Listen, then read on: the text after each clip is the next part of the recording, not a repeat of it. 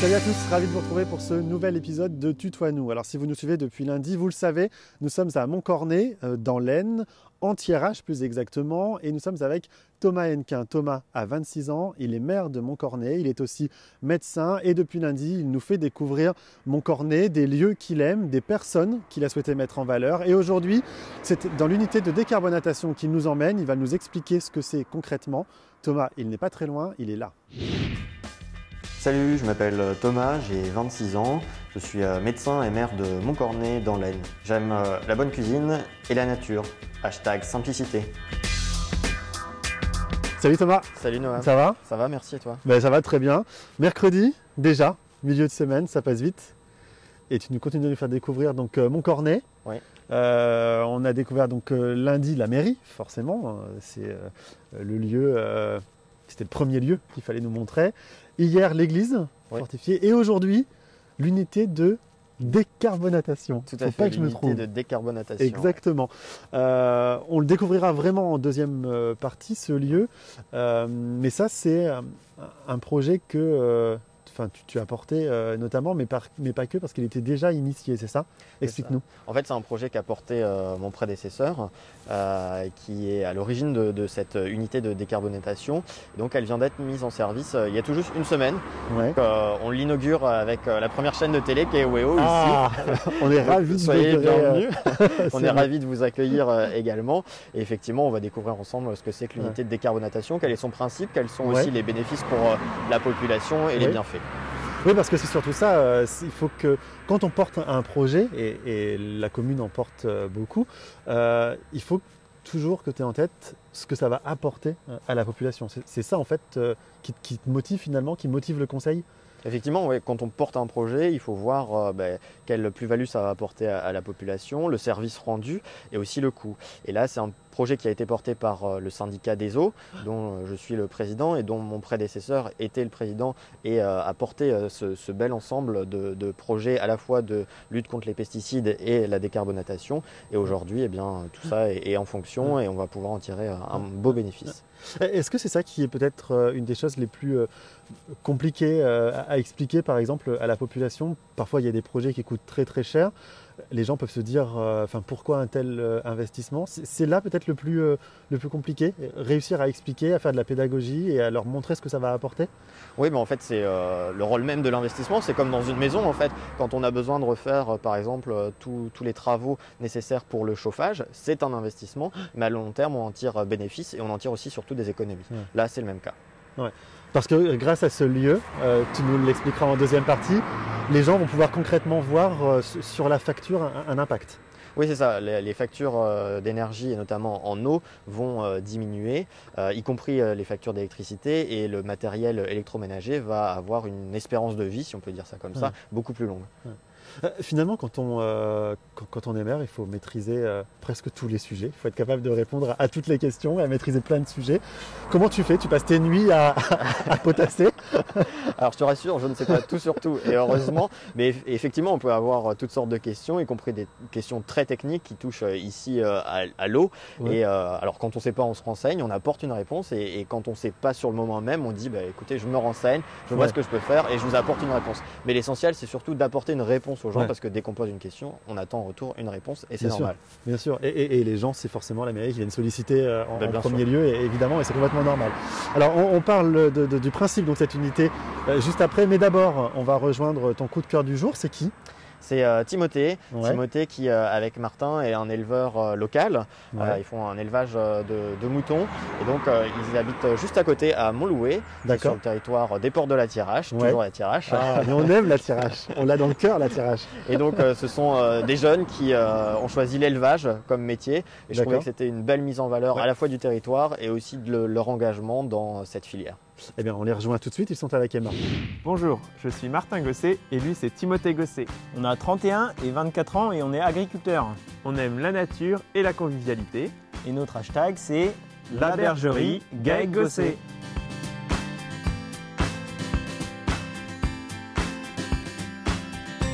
Oh là là, elle font les curieuses là. Hein. Tout à l'heure, on voyait que leurs fesses. Là, maintenant, on voit les têtes. Alors, merci de m'accueillir hein, chez vous, chez elle. Bienvenue ici. Donc, je suis avec Martin, Timothée. Je ne me suis pas plantée, vous avez vu? Non, bravo, on c'est est où ici? Alors, on est à Montloué, donc sur une exploitation familiale Ouais. où je travaille avec Timothée. Donc, vous êtes cousins, c'est ça? On est cousins, ouais, c'est ça, tout à fait. Et donc, là, il y a combien d'hectares ici? Donc, on est sur une exploitation de 180 hectares, dont à peu près 35 hectares d'herbe pour le troupeau de moutons. Et donc, il y a à peu près 900 brebis sur la ferme qui vont bientôt agnoler, comme vous pouvez le voir, Ouais, mais là, avec leur gros ventre. elle s'approche. Hein. Alors, les garçons, vous faites quoi ici? Au sein de la ferme, ça se passe comment? Alors ici, on travaille avec la nature, donc Ouais. il y a une partie élevage et une partie culture.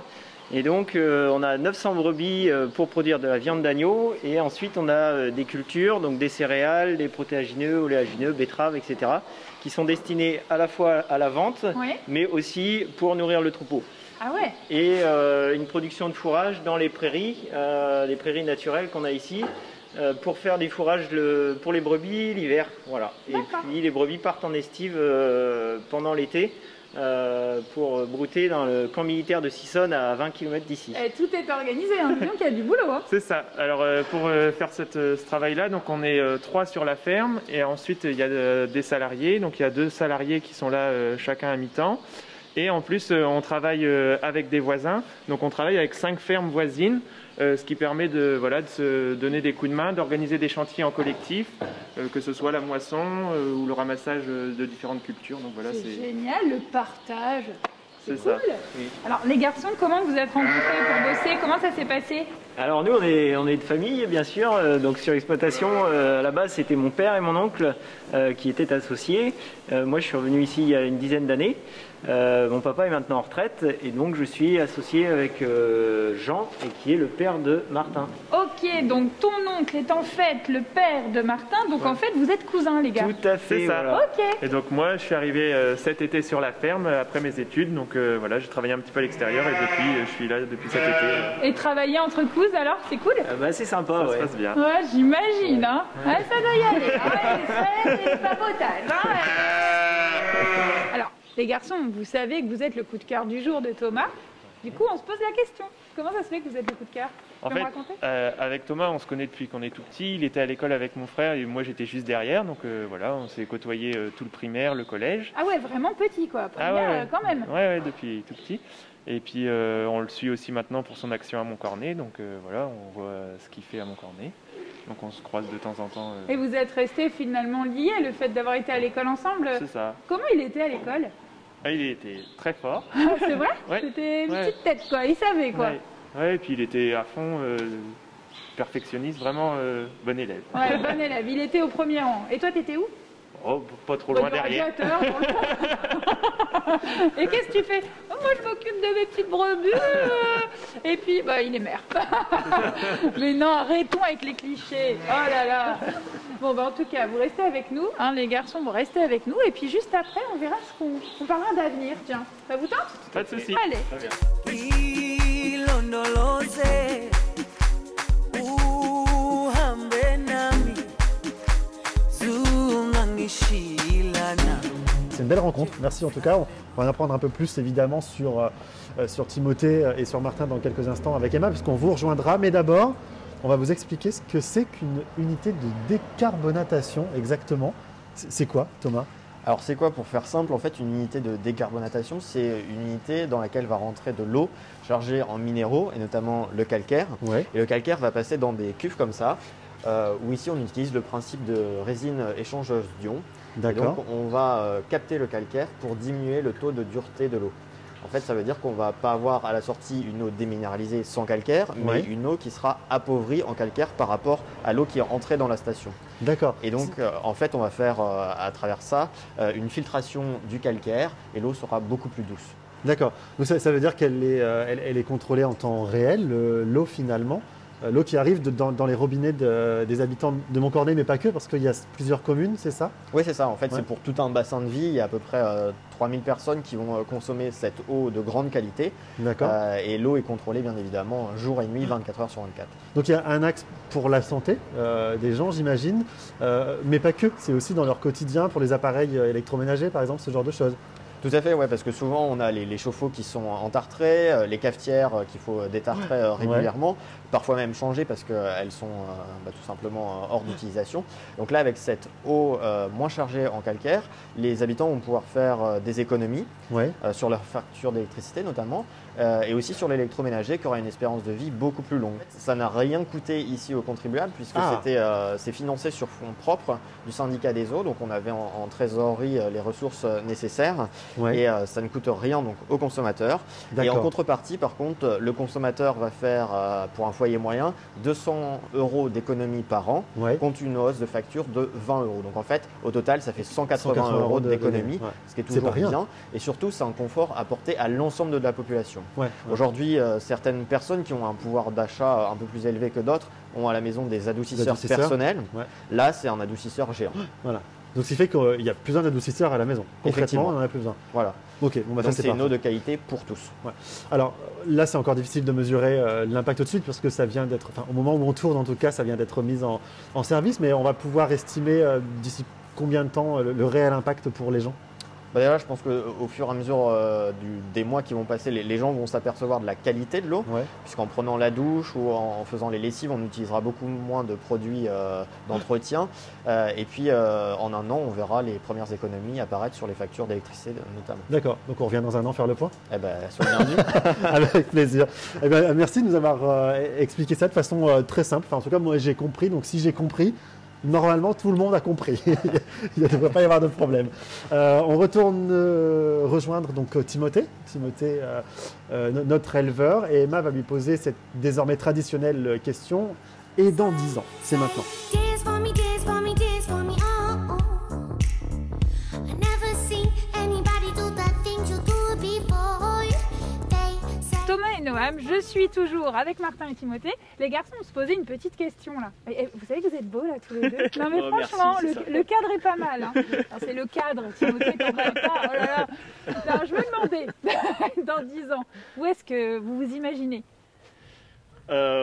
Toujours ici, je pense. On est tellement bien ici que moi je me vois toujours être ici et bosser sur la ferme. T'as toujours voulu faire ce boulot-là? Moi j'ai toujours voulu faire ça, ouais. Comme je dis, je suis tombé dans la marmite quand j'étais petit et je suis passionné d'élevage et travailler avec la nature, c'est vraiment ce que j'aime et Tu vois je pas me faire sens bien autre chose. ici et je me vois pas faire autre chose, non. Et alors, ce qui est bien, c'est que notre métier, il est très varié et ça change. On fait jamais la même chose tous les jours. Et c'est ça qui est agréable aussi dans notre métier, quoi. Et de travailler vraiment avec le vivant, c'est ça qui est sympa, je trouve. Ouais, le vivant et ton cousin vivant aussi. Et C'est toi, mieux. et toi, Martin? Et ben moi dans 10 ans, bah aussi comme Timothée, toujours là, m'être installé, ça serait l'objectif sur la ferme. Et puis continuer à travailler, à développer ce qu'on fait aujourd'hui, continuer à développer le travail en commun avec les fermes voisines. Voilà. Ça c'est génial hein, de pouvoir Ouais, partager comme c'est ça. vraiment, ça permet d'avoir comme une équipe de collègues, voilà. Alors on est déjà plusieurs sur la ferme, mais c'est toujours cool de pouvoir partager avec les autres. Puis voilà, moi je démarre, donc aussi avoir des conseils des voisins, de Timothée, voilà. C'est marrant de dire les voisins, ça fait vraiment proximité quoi. Ça fait un peu troc comme à l'ancienne. Ah là, C'est je réellement- galère et ils font un truc. on C'est va réellement chercher. des voisins. Il y a un agriculteur c'est vraiment la ferme juste à de côté l'autre de la côté de nôtre. la rivière. Et c'est une chance de pouvoir s'entendre entre agriculteurs voisins, quoi. C'est pas Ouais. forcément. Ouais, c'est pas de la concurrence quoi. On c'est- pourrait se dire. non, oh là du là, tout, ils vont pas nous- du tout. Et au contraire, on échange sur nos techniques, on essaie d'avancer ensemble et plus on est nombreux et plus on avance aussi, quoi. C'est plus facile de faire des essais quand on est nombreux. Donc en fonction du matériel des uns ou des autres, des façons de voir les choses, voilà, on échange et puis du coup on avance, on va en formation. voilà, ça permet d'évoluer, de se dégager du temps aussi. Donc, Et puis il c'est y a le vraiment- côté humain qui est aussi agréable, quoi. Voilà, notre métier, alors il n'est pas forcément cool tous les jours, mais des fois, on se marre bien avec les voisins aussi, et c'est important, quoi. En fait, avec eux, c'est fête des voisins Fête tous des les voisins. jours. C'est ça, hein? Non, mais la convivialité est quand même importante, enfin en tout cas pour moi. Et c'est bien aussi de voir du monde, de ne pas rester tout seul dans sa ferme. Voilà, être un peu enfermé sur sa ferme et de voir que ce qu'on fait. Et c'est bien Ouais, de voir d'autres c'est choses, vrai. d'avoir une ouverture d'esprit. Et puis Et- vous vendez ici, vous vendez aussi ailleurs, vous avez des points de C'est vente ça. ailleurs, donc Voilà. vous bougez quand Voilà. même. Ouais, c'est ça, c'est aussi l'intérêt de la vente directe. Donc c'est la partie il y a une partie de la production d'agneau qui est vendue en direct, Ouais. sous forme de caissettes aujourd'hui. Et c'est vrai que ça nous permet de rencontrer des clients alors on leur présente nos produits. Donc c'est valorisant de pouvoir présenter un produit fini. Et puis dans 10 ans, pourquoi pas essayer de développer vers des restaurateurs, de la restauration collective dans les ouais. cantines. On est en réflexion actuellement pour essayer de faire évoluer notre format de vente directe. En fait, il y a Voilà. plein de choses à faire. Quand Tout à on fait, est ouais. passionné, on peut faire plein de choses. Bientôt, Timothée, il proposera des recettes. Enfin voilà, hein, c'est ça. Tout à fait, Tu mais pourras- on le fait Ah, déjà. bon, ok, bon, bah, j'ai rien inventé, quoi.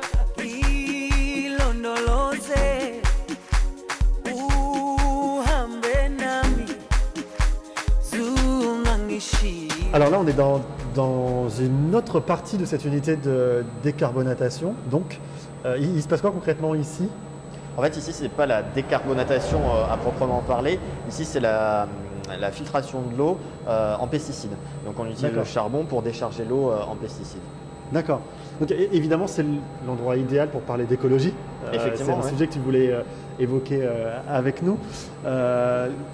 C'est présent maintenant, partout, l'écologie, dans tous les programmes de candidats à diverses élections. C'est presque central, cette question maintenant. Oui, c'est devenu vraiment un pôle central de la politique et de la politique publique en général. Et on le voit bien, pas seulement au niveau des élus, mais aussi de tous les organismes qui sont présents, y compris des entreprises. Aujourd'hui, on a beaucoup d'actions en faveur de l'écologie au sein des entreprises et c'est une bonne chose d'ailleurs. C'est une bonne prise de conscience et j'espère que ça va continuer d'aller dans ce sens-là et bien évidemment de s'approfondir. Pour autant, on peut aussi comprendre que pour certaines personnes, pour des particuliers, ce ne soit pas forcément la priorité. Parfois, il y a d'autres choses qui passent avant.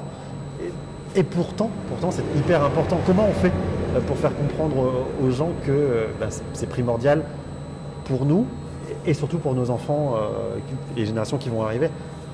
Alors en fait, il n'y a pas de petite preuve d'amour d'écologie. On veut faire de l'écologie à tous les niveaux, ici en milieu rural bien évidemment, aussi à la ville. On peut avoir par exemple un composteur dans son jardin, on peut avoir en milieu rural parce que c'est plus facile des poules qui mangent les détritus et Ouais, on en tire des c'est vrai. bénéfices à travers des œufs bio en plus, Ouais. ou des choses comme ça. Et effectivement, on doit vraiment prendre à cœur ce sujet-là et l'écologie ne doit pas être punitive. On doit l'accompagner et ça doit rendre aussi du pouvoir d'achat. Oui, en fait le problème vient peut-être de là, c'est-à-dire que pour beaucoup, c'est encore des notions qui sont trop abstraites, quoi. Alors que finalement, l'écologie, c'est tous les jours, c'est au quotidien, c'est ce que tu dis, c'est peut-être même tout simplement le tri des déchets, c'est Bien sûr. faire attention aux lumières qu'on laisse allumer à la maison, c'est tout ça finalement l'écologie. Ce qu'il faut comprendre, c'est que chacun à son niveau peut intervenir. C'est ça. Chacun à notre niveau, on est un maillon de la chaîne et on a toute notre part à prendre dans l'écologie. Aujourd'hui, je le disais, l'écologie est punitive. Par exemple, on a l'écotaxe. Les gens Ouais. voient ça d'un mauvais côté puisque c'est encore quelque chose à payer en plus pour l'écologie. Mais il faut faire passer le message que l'écologie peut nous apporter ou nous rendre en tout cas du pouvoir d'achat et surtout une qualité de vie. Et comme le disait un célèbre écrivain, nous n'héritons pas de la terre, nous l'empruntons à nos Ouais, enfants. ouais.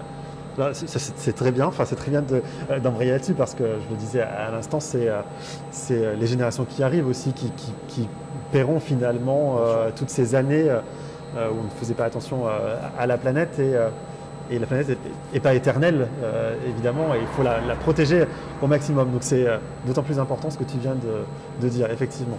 Je viens d'avoir un petit signe de Pierre qui est, vous ne le voyez pas Pierre, mais il est juste derrière, qui m'a dit ouh, je crois qu'il faut arrêter déjà, on a déjà dépassé Bon. Thomas. Bah oui, mais forcément quand on parle de sujets qui passionnent, ça dépasse. Alors on va rejoindre à nouveau Timothée, notre éleveur, et puis on terminera l'émission ici, je pense, ensemble. On est bien ici. Ah bah écoute, Voilà, allons-y. allez, on rejoint tout de suite Timothée et le fameux quiz d'Emma. Dance for me, dance for me, dance for me, oh, oh. I never seen anybody do that thing les garçons, c'est le moment du quiz. Est-ce que vous êtes prêts? On sait pas trop. Bah si, On va essayer. il faut. Alors, déjà, vous n'avez pas de timing, vous y allez tranquille. Je vous demande si vous êtes plutôt l'un ou l'autre et vous répondez. Ok? Ok, pas de soucis. Alors, question sortie. Vous êtes plutôt bar ou disco? Bar. Ok, ils sont pas cousins pour rien. Hein, dis donc. Et pourquoi ça, dis donc? Moi j'aime bien la bière et la convivialité, donc voilà. Puis les bars à Lille, ils empêchent pas de danser, donc... Voilà. Et donc, quand tu danses, Martin, ça donne quoi? Vas-y, montre-nous. Oh, bah, en soirée, faut... Il manque la bière en fait. C'est ça. Non, Il était prêt à le faire. Il a Plutôt fait un petit mouvement de main. non, je suis plutôt soft Ok, sur la danse. bon, allez, je ne m'embête pas avec la danse. Allez, on continue. Question gastronomie. Vous êtes plutôt fast-food ou resto? Resto.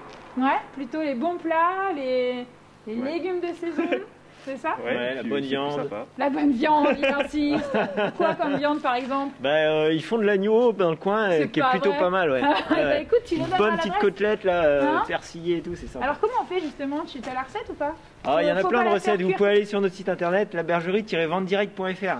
Vous avez tout ce qu'il vous faut. C'est vrai, tu mets des recettes et tout Mais bien dessus? sûr. Mais c'est Sur génial. Insta, sur Sur Facebook, il y a tout ce qu'il faut. Mais ouais, mais c'est bien parce qu'en général, on ne sait pas comment on fait. Ça se mange cuit, pas cuit, normal, là, point là. Vous donnez tout, Vous les vous petites sauces. connectez, vous avez Ouais. tout ce qu'il vous faut. Mais on est connectés, nous les garçons, on va aller voir ça. Question maintenant, loisirs. Vous êtes plutôt sport ou canapé? Sport. Ouais. Bah, Bah, rien que par le boulot, mais déjà d'entrée, de toute façon, il m'a dit ouais, moi je fais sport. Ouais, tu fais quoi comme sport? je cours un peu et puis après à la ferme, voilà. J'ai pas de club en particulier, mais je fais dès que je peux bouger du vélo. Et toi? Alors moi je faisais du tennis, mais là avec le Covid depuis un an. Ouais, enfin moi je dis pareil, hein, je fais du tennis Voilà. aussi, mais du coup c'est aussi une excuse de dire ouais, en ce moment je peux pas. Ouais, moi je fais tennis. Ok, bon, moi je te crois plus au niveau sportif. J'ai des doutes sur lui, mais bon, on verra Mais bien. bon, rien qu'à la ferme, on a déjà notre quota de C'est sport. vrai, comment tu le défends? C'est bienveillance assurée là avec Martin. On est de famille. Hein, faut pas- Question musique maintenant. Vous êtes plutôt musique française ou internationale? Française. Eh ben les gars, on vous écoute. Vous voulez nous chanter quoi? Qui est-ce qui démarre?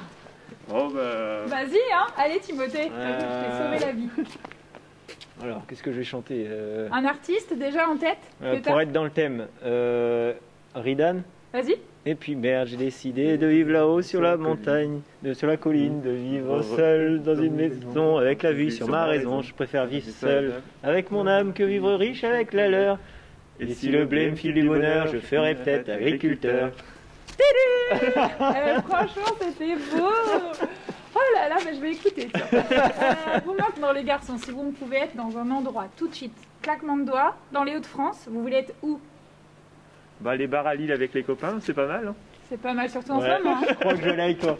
Ouais, c'est vrai, vous y allez ensemble. Bon, en plus, vous avez fait vos études à Lille tous les deux, donc C'est quelque ça. part, vous les connaissez bien les bars. On maîtrise. Eh ben, ok, écoutez, dès qu'on pourra, avec plaisir, on ira prendre un verre dans un bar à Lille. En tout Eh cas, ben, merci volontiers. d'avoir été avec nous. Pas de soucis. Et à vous. merci Thomas pour ce beau coup de cœur du jour. Et puis merde, j'ai décidé de vivre loin sur la colline, vivre seul dans Eh bien, encore une émission de presque terminée, Thomas. On rappelle que donc là, on est à l'unité de décarbonatation et surtout, on insiste sur le fait que c'est la première de tirage et la seule. Cocorico. Et ben voilà, effectivement.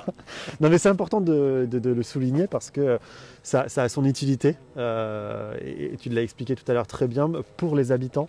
D'ici quelques mois, ils vont voir concrètement sur leur facture Bien sûr. et dans le quotidien ce que ça va leur apporter.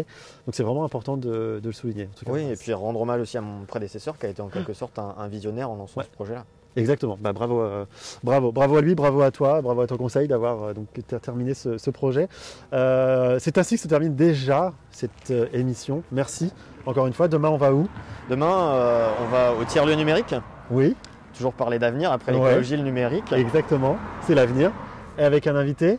Avec sera une invitée, ce une sera invitée. Aurore du magasin Le Renardeau. Ok, très bien. Donc rendez-vous demain, 16h30, la même heure, vous l'avez compris, mais pas le même endroit. À demain. À demain. À demain. Une petite chanson au clair de lune pour réchauffer le cœur de pierre. Le grand retour à l'essentiel, le feu de bois éclaire le ciel.